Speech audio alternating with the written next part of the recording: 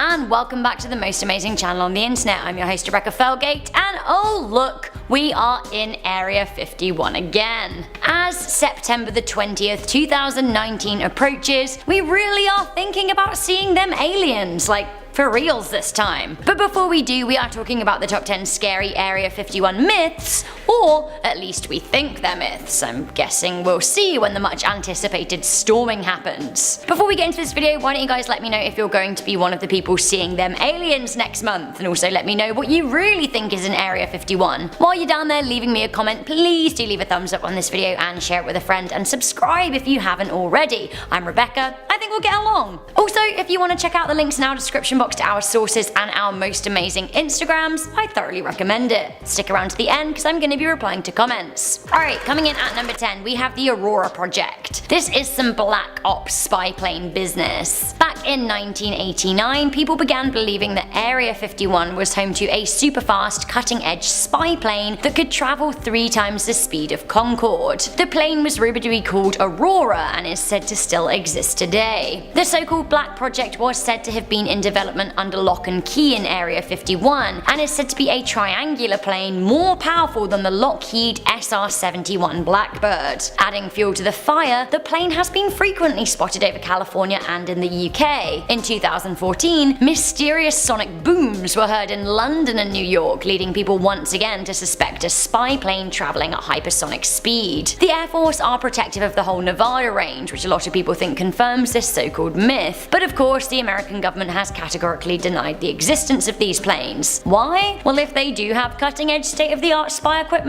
wouldn't it defeat the point in letting people know about it? Coming into number 9, we have mega nukes. Actually just wrote mega nukes, but I thought I'd say it 3 times for dramatic impact. In the past, Area 51 has been linked to nuclear testing, and well, really this isn't too much of a myth, right? Between 1945 and 1992, the United States government did carry out over 1,000 nuclear tests, a lot of which were conducted at the Nevada test site. The government of course is pretty hush-hush about it all. Even though test sites are in the Nevada desert, winds can carry nuclear material to cities like Las Vegas, which are pretty close by. Some theorists claim that nuclear fallout in the States has indirectly led to the death of nearing 2 million people, which if it were true would be, you know, pretty shocking. Officially, testing stopped in 1992, but some people think that Area 51 is being used to house secret underground tests a la North Korea style. Coming into number 8, we have freeze rays and heat rays. A little meme to whet your appetite here, when your boy gets shot by a heat ray during the Area 51 raid and you're trying to keep him from melting. Meep. If the American military could be testing nuclear weapons at Area 51, what else could they be developing there? A lot of people think that Area 51 is a center for developing new weapons, the likes of which we haven't seen yet. Perhaps that's what's going on there. Energy weapons. Honestly, I wouldn't be that surprised. Also, I have to say, Baba Vanga, the famous seer and blind mystic, did predict there'd be a war in Rome in 2045 using freeze ray guns, so if they were being developed at Area 51, I guess that would kind of check out on the timeline. Freeze ray guns though, seriously. Coming into number 7, we have aliens. Of course. This is the most popular theory, and right now, we think it's a myth because we've got no discernible proof that Area 51 does contain aliens, but there is a lot of speculation. In 1947, a mysterious crash shook the town of Roswell in New Mexico, and indeed it became infamous from then on out. Eyewitnesses claimed that they saw a silvery disc-shaped UFO ahead of the crash, and others even reported seeing grey aliens at the crash site. Many suspected a cover-up, and it was widely believed that the alien bodies and crash wreckage were taken to Area 51 for examination. Physicist Bob Lazar claimed to have worked at Area 51 in the 1950s, and he confirmed that there were indeed grey aliens being kept there, and that it was his job to attempt to reverse engineer alien technology. Advanced photographic and film evidence of alien autopsies was leaked in 1995, with Ray Santilli claiming that it came from the US military. American journalist Annie Jacobson has conducted extensive research on Area 51, and she even wrote a book about it. She also claims to have interviewed a source who seemed extremely and exceptionally scared, and also exceptionally credible. Right now, aliens at Area 51 is an assumed myth, but like, is it? After the storm, will this myth be rebunked? That's a word, right?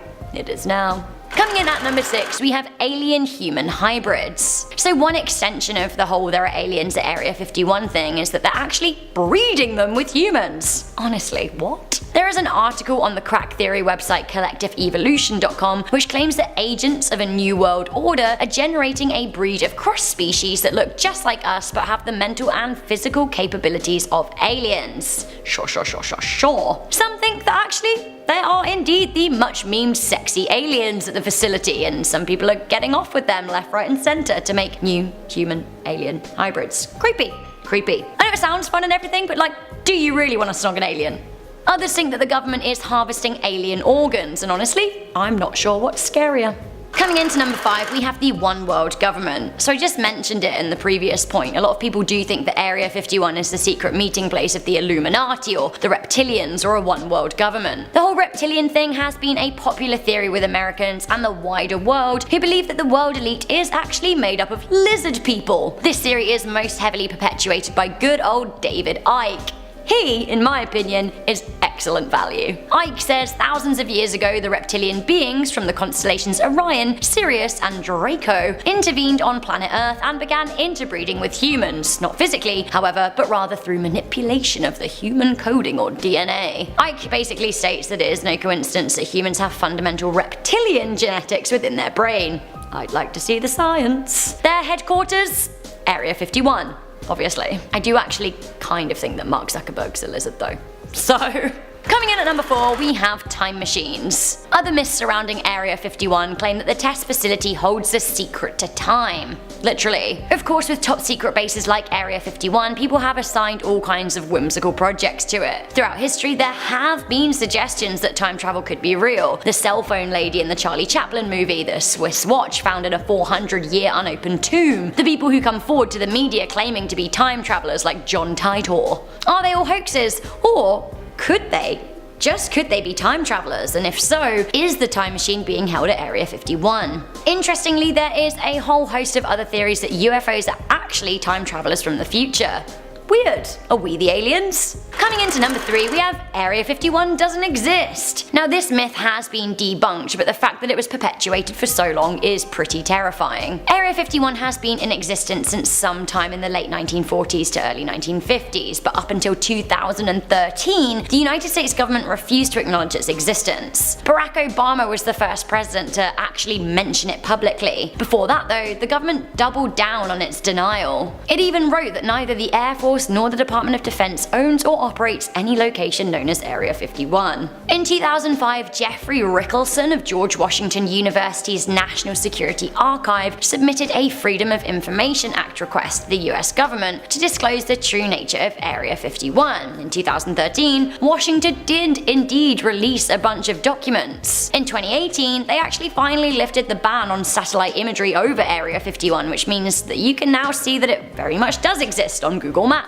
The issue here though is that the facility's existence was totally denied but turned out to be real, which kind of makes people nervous as to what else could be being covered up by the government. A lot of people think that the government caved on admitting the facility's existence and actually secretly moved all of the important work away from the test site and is now using it as a red herring, a distraction and a decoy to avoid bringing attention to a new facility, a better guarded secret, an Area 52 if you will. Coming into number 2, we have The Storm is a Joke. The Facebook event created in June 2019 calling for people to storm Area 51 so we could quote unquote see them aliens is said to have started out as a joke, and I guess I can see that. However, the joke has spiraled out of control with, as of the time of this recording, 2 million people threatening attendance. The man who started it has finally revealed his identity, Matty Roberts. Matty.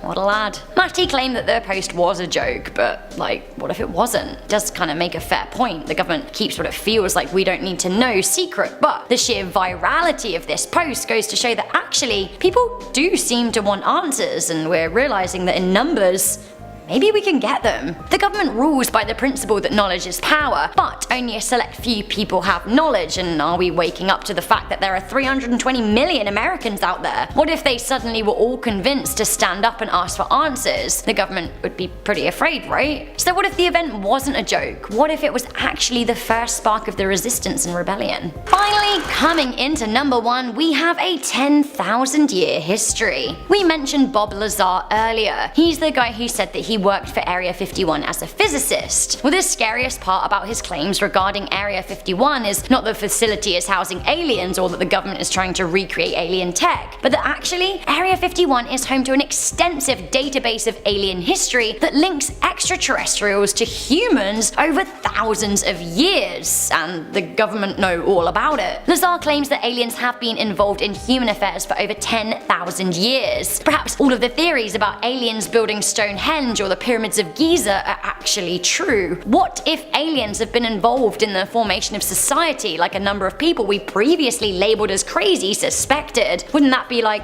actually mind-meltingly terrifying? Yeah, it would. Okay, so that was the top 10 scary Area 51 myths, but I have to ask once again, how many of these are actually myths, and will we get any answers if people do decide to storm Area 51, or are a lot of people gonna die?